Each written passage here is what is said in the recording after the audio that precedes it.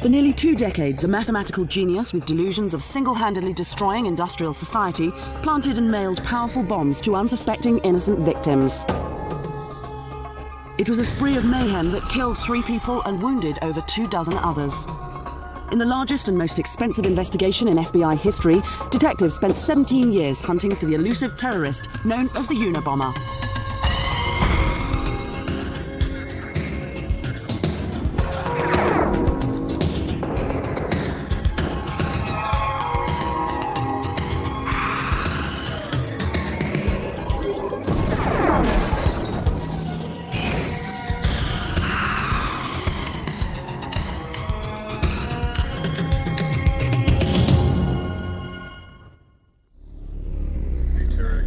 On May the 25th, 1978, an engineering professor named Buckley Christ at Northwestern University in Evanston, Illinois, appeared in the mailroom with a shoebox-sized parcel. Professor Christ was listed as the return addressee, but he didn't know the man it was addressed to. Campus security guard Terry Marker joked that perhaps it was a bomb.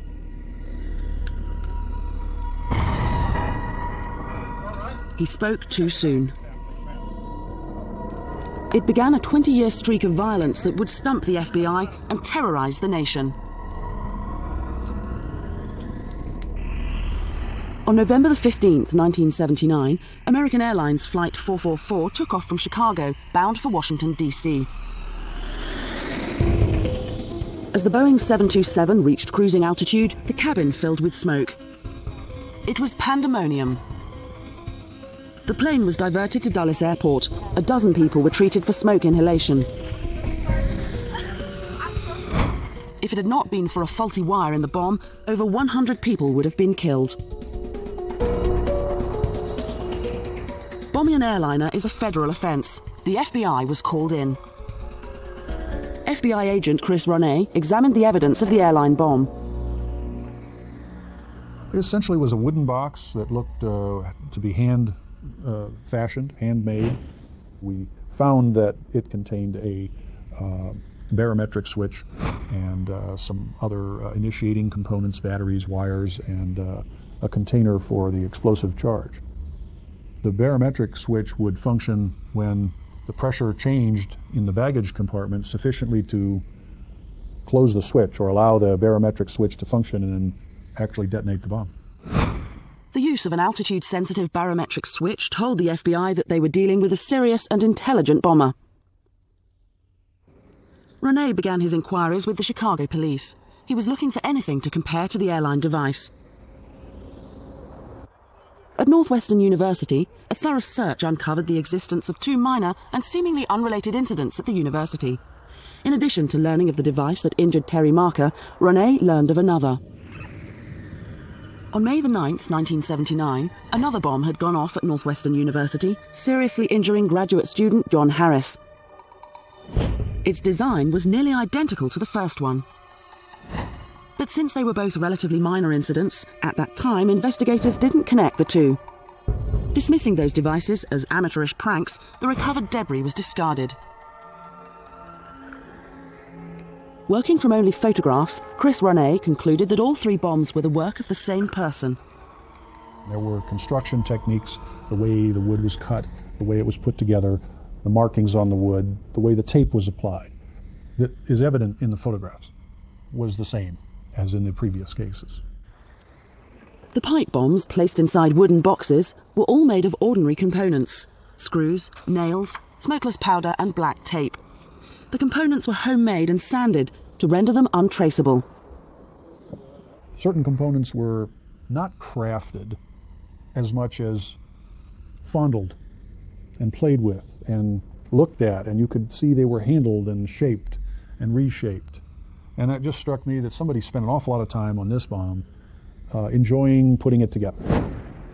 The FBI realized that they were dealing with a serial bomber, one who was passionate about his craft. In the 1950s, a shy, highly intelligent boy from suburban Illinois named Ted Kaczynski missed a grade in elementary school. He was an introvert, preferring to withdraw into his room to study, especially to study chemistry. He was a prodigy with genius-level intelligence, His IQ topped 170.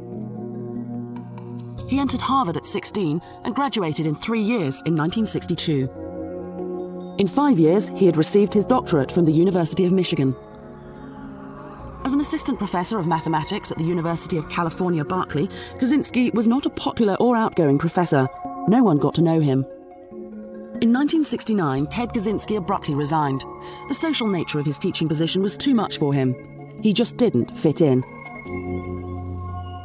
By 1971, Kaczynski had decided to drop out of society completely. He bought half a hectare of land in a rural area just outside of Lincoln, Montana.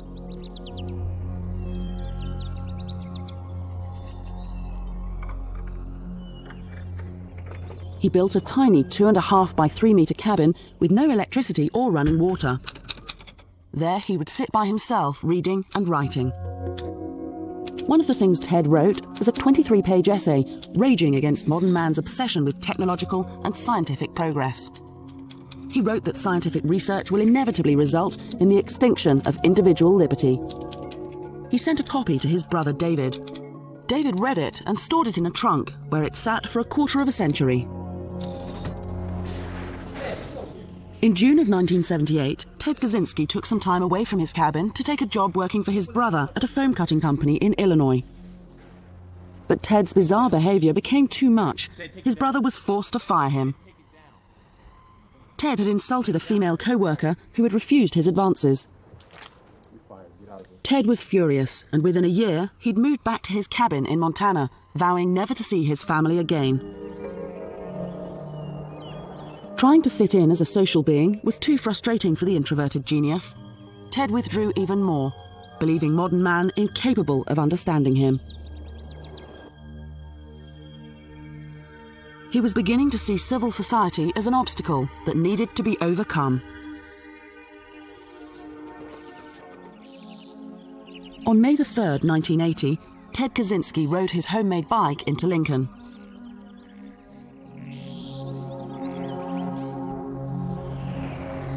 He caught a bus for Helena and checked into a hotel for a brief stay. The next day he headed west. Ted had urgent business that needed tending to.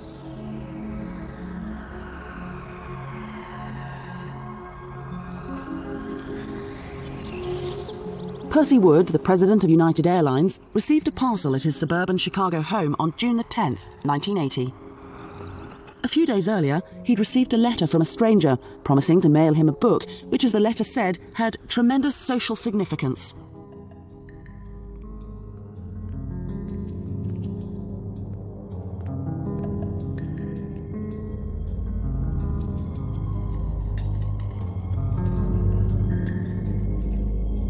Wood placed the package on his kitchen counter. He opened it and retrieved a book inside called Ice Brothers by Sloan Wilson.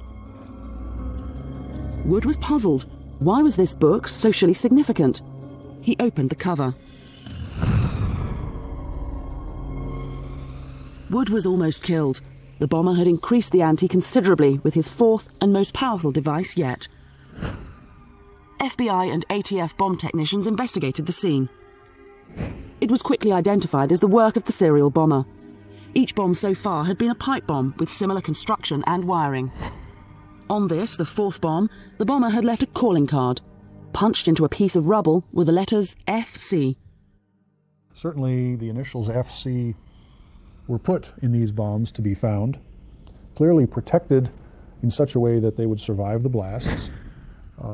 It didn't make any sense to have it in there. It didn't function in any way. It served no purpose except to say, here's my signature, here's an identifying feature. The FBI could only speculate what FC meant. By this time, FBI investigators had already given him a name. He bombed universities and airlines. They called him Unabomber. UN for university and A for airline. Naming him was easy. Finding him would be much, much more difficult.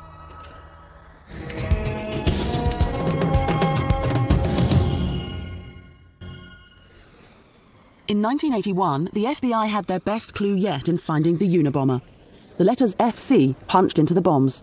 They cross-referenced thousands of people with those initials. But the Unabomber was not sitting idle. In October, a package was found sitting in a building at the University of Utah. It was a pipe bomb. Fortunately, it was a fake. Investigators now had a device intact. Perhaps a component was traceable. It would take time to find out. Meanwhile, the Unabomber remained busy.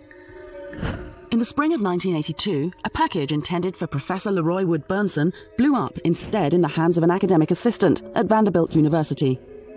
The bomb was made of the usual materials, with the initials FC on the surviving wreckage. Chris Ronay and his team spent endless hours studying every minute detail of the Unabomber devices. The most bizarre clue suddenly emerged. The last two people specifically targeted were named Wood. Wood played such an important role in every one of the bombs. I mean, it was present in every one of the bombs, even when it didn't need to be. He, in fact, if he didn't have wood and he threw wood in it, sticks of wood just so they'd be there.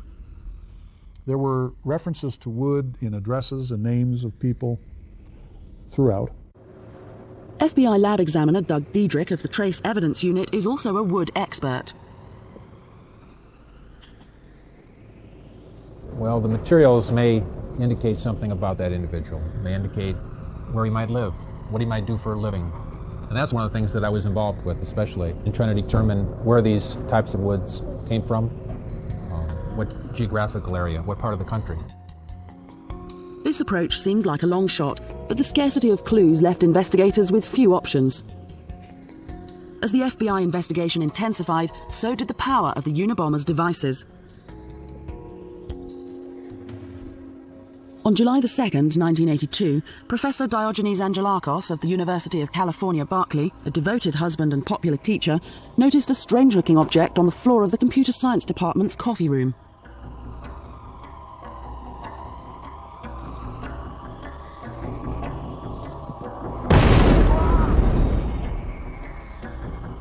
The explosion seriously wounded him and tore off his fingers. As he lay dazed, he found a typewritten note. "Woo, it works. I told you it would. RV." The FBI ran a list of everyone in America named Woo, and everyone with the initials RV. A monumental, labor-intensive task, but to no avail. The note was deliberately deceptive. Another lead came the following day, when a caretaker who worked in Corey Hall, the building where the bomb had exploded, said that he'd seen a man with a thin moustache and sweatshirt loitering in the hall the night before. However, he could not remember enough details to help a sketch artist make a composite. In May of 1985, in that same building, John Hauser, a captain in the Air Force, noticed a 3-ring binder sitting on top of another object on the floor.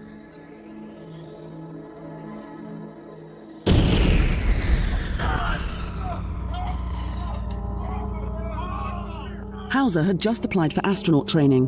What he didn't know as he lay wounded was that he'd already been accepted into the program. But he would never fly again. His Air Force Academy ring was found embedded in the wall across the room. Ironically, Professor Angelakos was nearby when the bomb exploded. He rushed to help Hauser.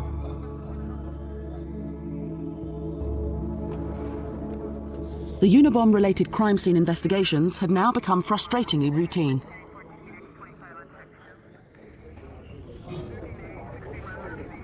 The recovered bomb components were packaged and sent to the FBI lab for future comparisons. Over the next few years, there were many similar examinations.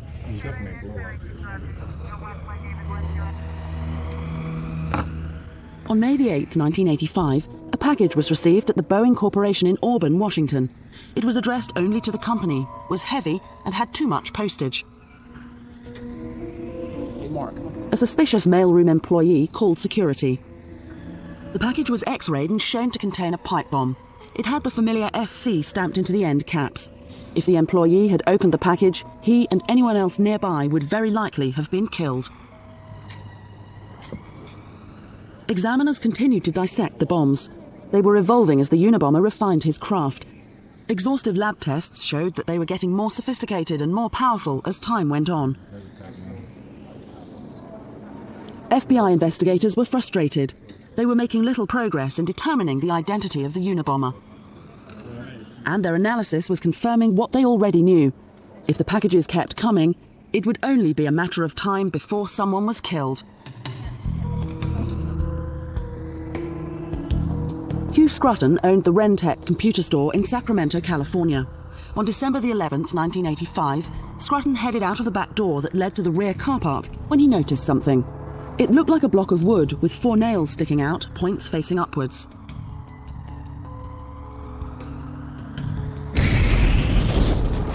The explosion was ferocious, blowing a massive gaping hole into Scruton's chest, exposing his heart. The Unabomber was now a murderer. The bomb that killed Hugh Scruton was the most powerful yet. It consisted of a pipe within a pipe and contained all of the same characteristics as the others, right down to the FC stamped on a surviving end cap. The Unabomber investigation was now a murder case. Investigators remained with their strategy of keeping the details of the case secret in case the Unabomber learned what they knew, or worse, in case they encouraged copycats. FBI investigators were desperate for a solid lead. Ted Kaczynski was always active in his secluded cabin. When he wasn't making bombs, he was writing his philosophy that justified them. For him, technological society was a horror, defined by the Earth's destruction and human beings amounting to little more than mindless robots. In Ted's story, anyone who was participating in the human race's dependency on technology was a villain.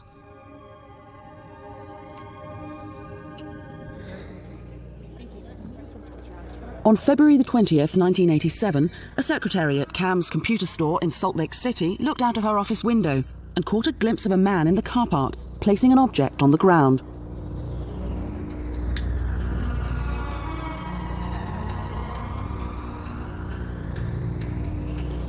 An hour later, the store's owner, Gary Wright, was in the car park.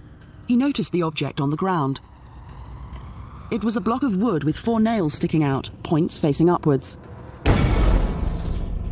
Wright received serious injuries, but miraculously survived.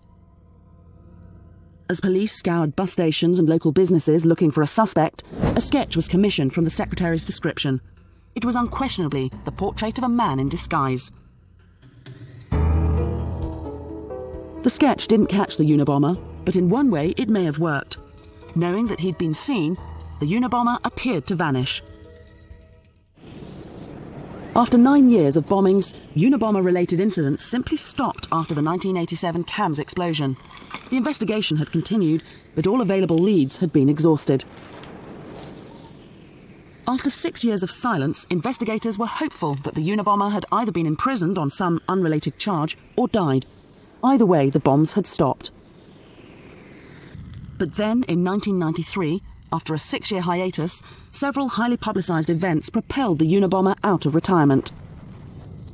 The fiery siege at Waco, Texas, between the ATF and the Branch Davidian religious cult, and the bombing of the World Trade Center created a violent political environment. The Unabomber would return in a fit of violence of his own.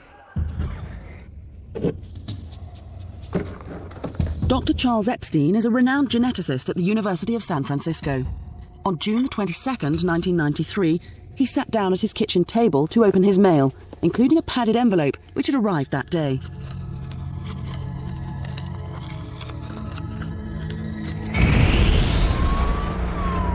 The blast critically injured Dr. Epstein.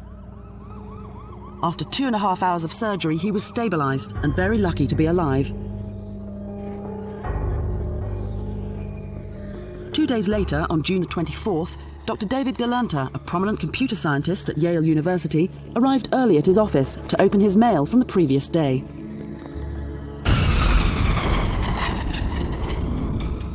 Injured in his right arm, eye and abdomen, Galanta struggled to his feet and went out of the door for help.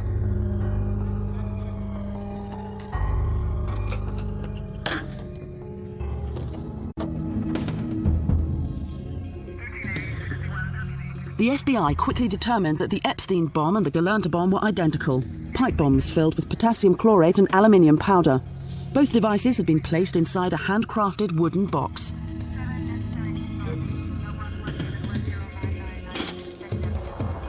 A few hours after the Galanta bomb went off, a letter was received in the mailroom of the New York Times.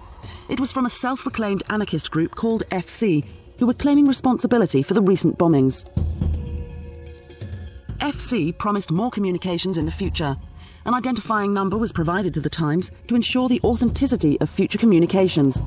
It was 553-25-4594. The FBI determined that the number was a Social Security number of a 20-year-old parolee in Northern California, incredibly with a tattoo on his arm reading Pure Wood. An investigation quickly dismissed him as the Unabomber. Another major clue was discovered. Impressed into the paper on the New York Times letter was the faint notation, "Call Nathan R., Wednesday, 1 p.m. The elusive Unabomber had finally provided FBI investigators with a solid lead. The FBI talked to over 10,000 people whose first name was Nathan and whose last name began with R.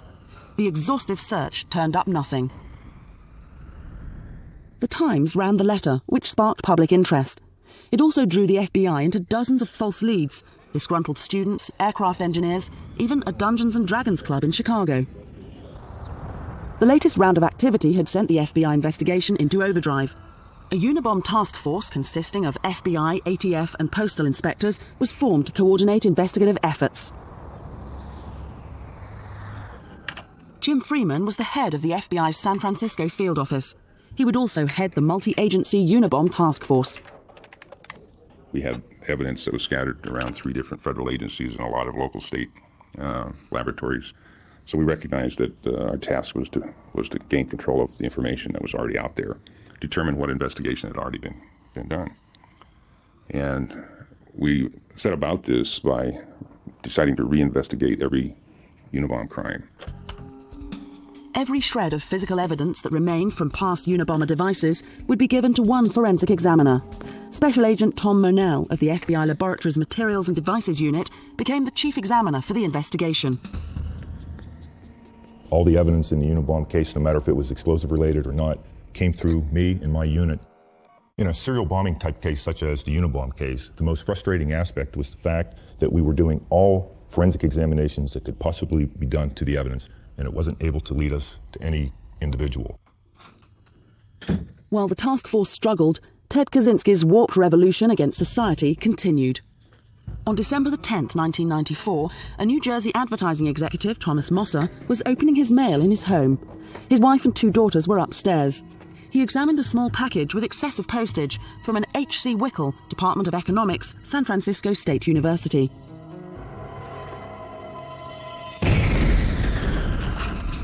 The explosion was the most gruesome yet. Thomas Mosser was killed instantly. With every previous device in the Unabomber investigation, Agent Monell was able to reconstruct a replica, working only from the debris recovered from the various crime scenes. As with the 15 bombs he'd reconstructed, this one was unquestionably the work of the Unabomber. On April the 19th, 1995, Ted Kaczynski was in the San Francisco Bay Area when Timothy McVeigh's 900-kilogram fuel oil bomb destroyed the Alfred P. Murrah Federal Building in Oklahoma City, killing 168 people. Ted would not let his agenda be eclipsed by the devastation in Oklahoma. The next day, April the 20th, Kaczynski sent 5 items, 4 letters and a parcel. Within a few days, the mail arrived back east. First was a letter to the New York Times. FBI Special Agent Terry Turchi was second in command of the Unabomber task force. In the letter to the New York Times, he mentioned that he was claiming responsibility for the attacks on Thomas Moser, Charles Epstein, and David Gelernter. He also mentioned some of his goals and objectives and said that he was thinking of sending a manuscript or essay and that he wanted them to consider publishing that essay. And if they did, he would make an agreement to cease committing terrorist acts. The second letter received was to recent victim David Gelernter at Yale, still recovering from his April wounding. The letter was taunting. Dr. Gelernter, people with advanced degrees are not as smart as they think they are. If you'd had any brains, you would have realized that there are a lot of people out there who bitterly resent the way techno-nerds like you are changing the world.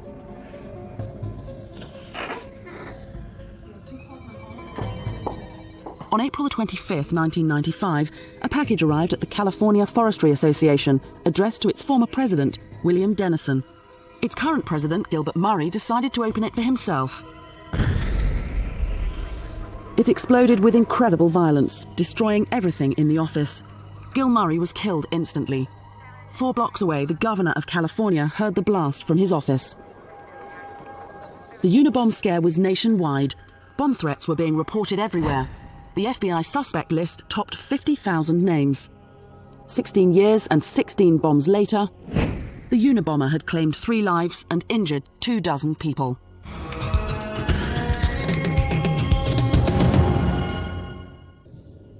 The Unabomber was still on the loose. 2 months after Gilbert Murray was brutally killed, a letter arrived at the San Francisco Chronicle.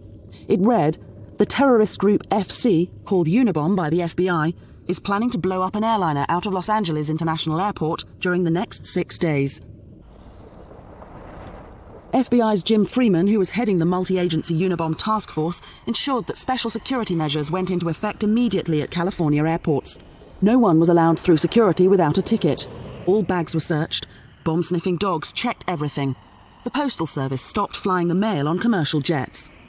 Passengers are questioned about carry-on luggage that they've had. Have you had this package in your custody and control during the entire time? Did you pack the suitcase yourself? Those type of questions all began from that day in LAX. The same day that the airliner threat was received at the San Francisco Chronicle, the Washington Post received a message from FC, a 56-page typed manifesto. The New York Times received a carbon copy of the manifesto the next day, as did the adult magazine Penthouse 2 days after that. The letter to the Post and Times laid out the terms and conditions for publication and agreed to stop the bombings if the Post or the Times published it. For Special Agent Terry Turchie and the Unabomber task force, receiving the manifesto was a huge break. Of course, when the Unabomber manuscript came in, that was big information, and this was a major break, and we all knew that it was a major break, which, if handled properly, could possibly lead us to identify the Unabomber. The manuscript, blandly titled Industrial Society and Its Consequences, was a meticulously written report against technology, genetics, leftism, conservatism, and modern society generally.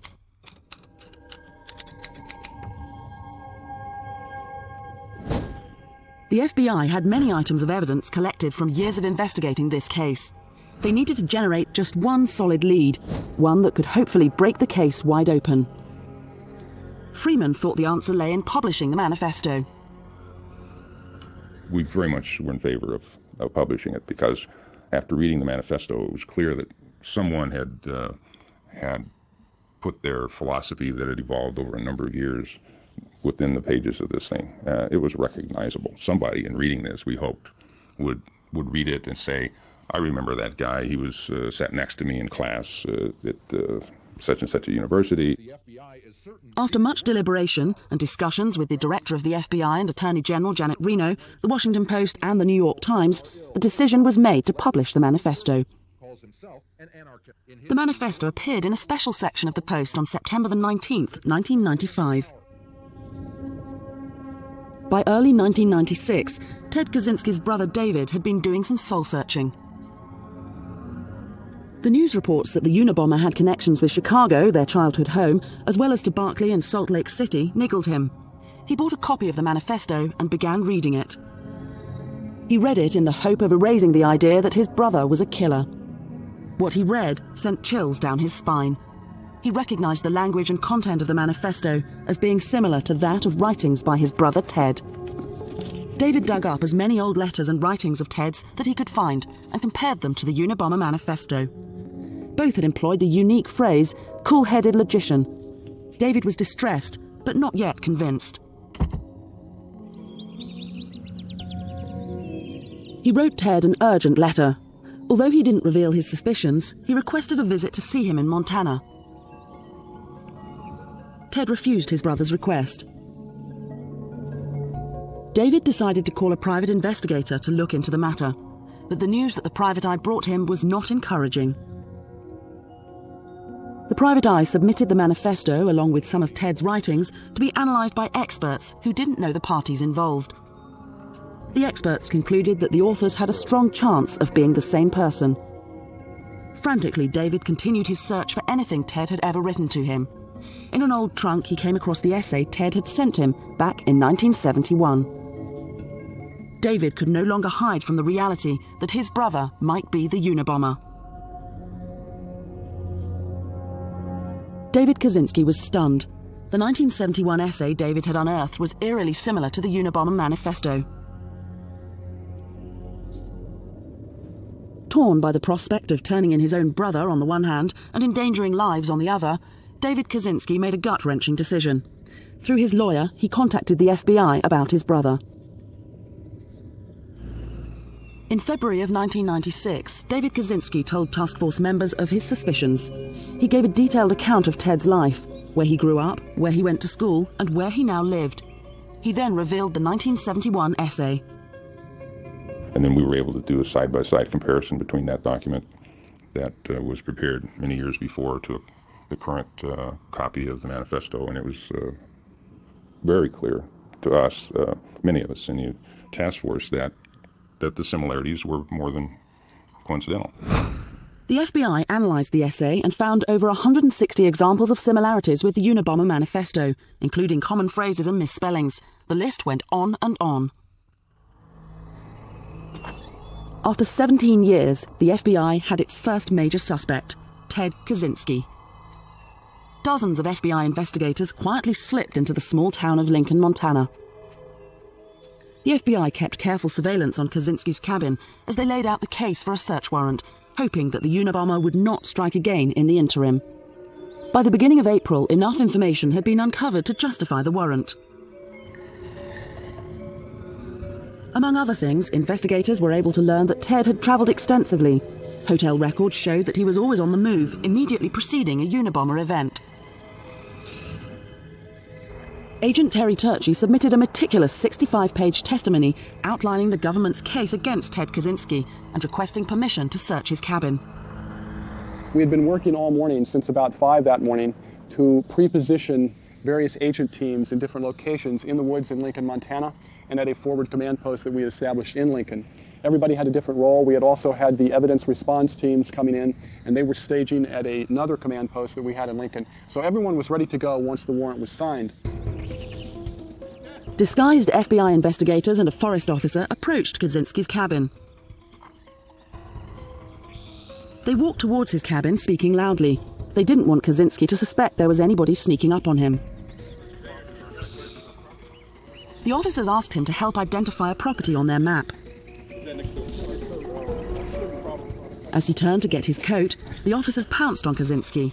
The suspected Unabomber was in custody.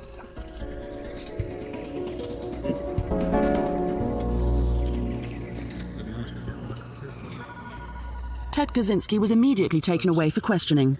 Jim Freeman was about to come face to face with the man that had eluded the FBI for nearly 2 decades. He looked just absolutely disheveled. He looked like he was covered with soot. The agents that had grabbed his arms to restrain him had soot on their hands. So Ted liked to travel? Ted Kaczynski admitted nothing and refused to say whether the cabin had any live bombs in it. As the questioning continued, the search of the cabin began.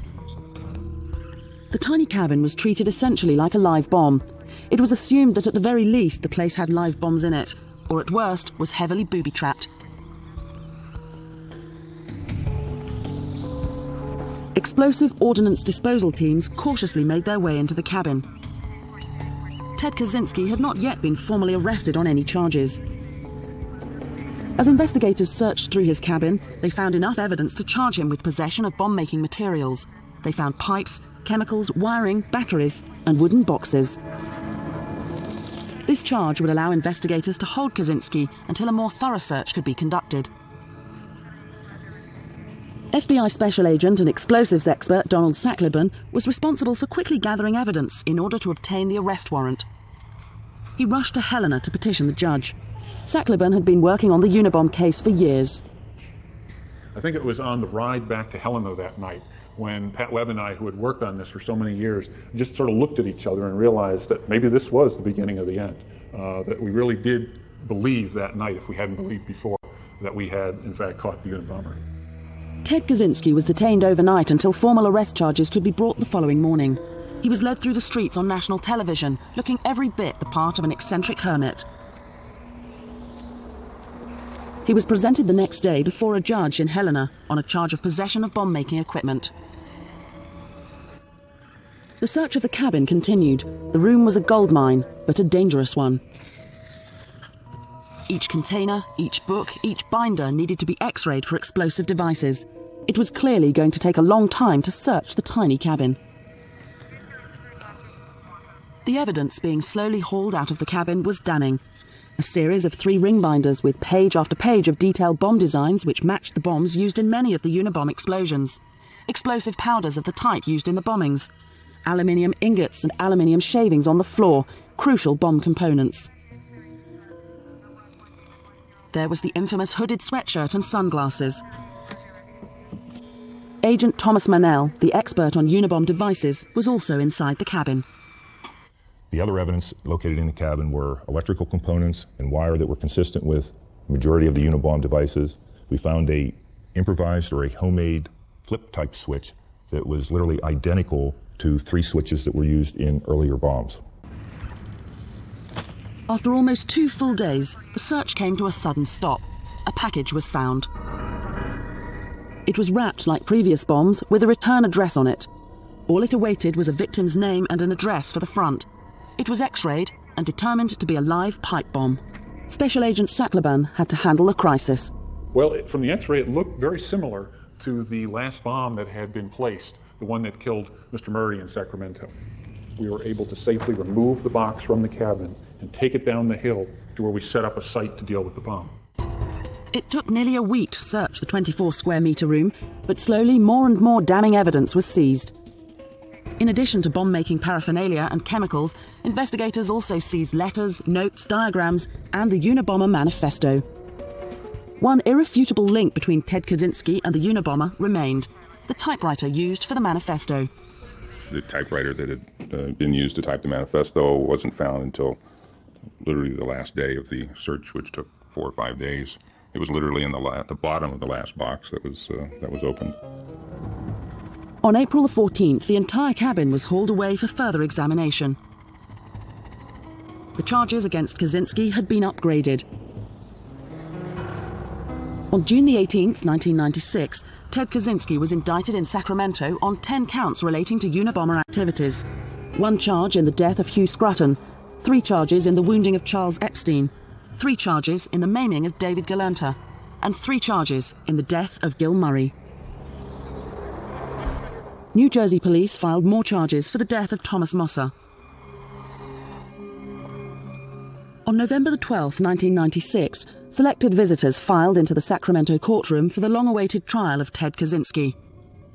In the front row was Ted's family, brother David and his mother, Wanda Kaczynski. As Ted entered the courtroom, he turned his back angrily on his family members and never acknowledged them.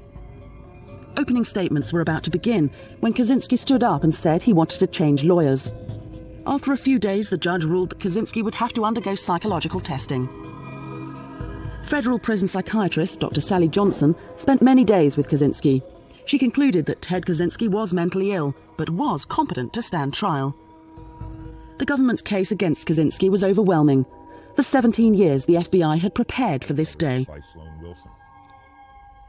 Examiners had reconstructed and preserved every device related to the Unabomber's crimes.